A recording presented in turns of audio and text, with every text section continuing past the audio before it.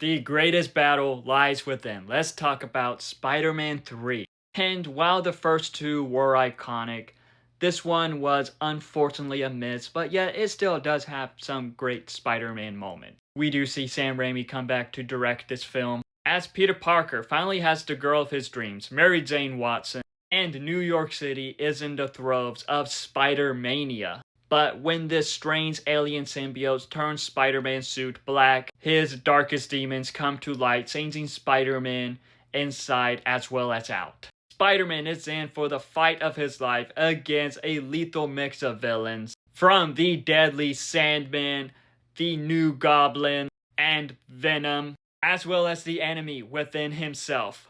And with this film, it is just not the best Spider-Man movie. Like, the cast in this, they're still iconic. I will say, though, that the writing for the characters could have been better. Like, with this film, there are several great moments in this. It does have some great Spider-Man action, some iconic Spider-Man action, iconic Spider-Man moments. And the final fight scene, that was still epic to watch, I will admit that. But out of all of the Spider-Man films, this one just has the most flaws. And with just how Topher Grace's Eddie Brock Venom was, they tried to go for the opposite of Peter Parker, but it just came off as cringe.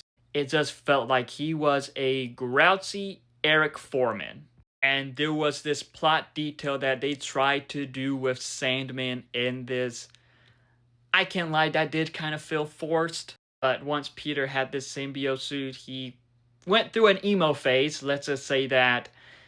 And while it is now meme-worthy when watching it, it is just a lot of cringe. I guess that was the point, but at the same time, I wasn't a fan of it. There were just moments in this with Peter and Mary Jane that I felt could have been written so much better. I do think they could have done more with Bryce Dallas Howard's Gwen Stacy, and originally they were supposed to do, but it got changed last minute. And I think with this film, it just got to the point where Sam Raimi was just trying to fulfill his contract. And while this film, it is not as great, but yeah, it still has some great moments. At least it tried. At least Sam Raimi tried. Because there was just a lot of potential with it.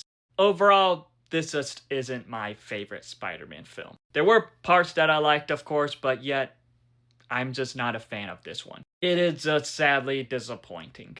But have you seen Spider-Man 3? If so, what are your thoughts on it? Let me know in the comments below and follow me for more.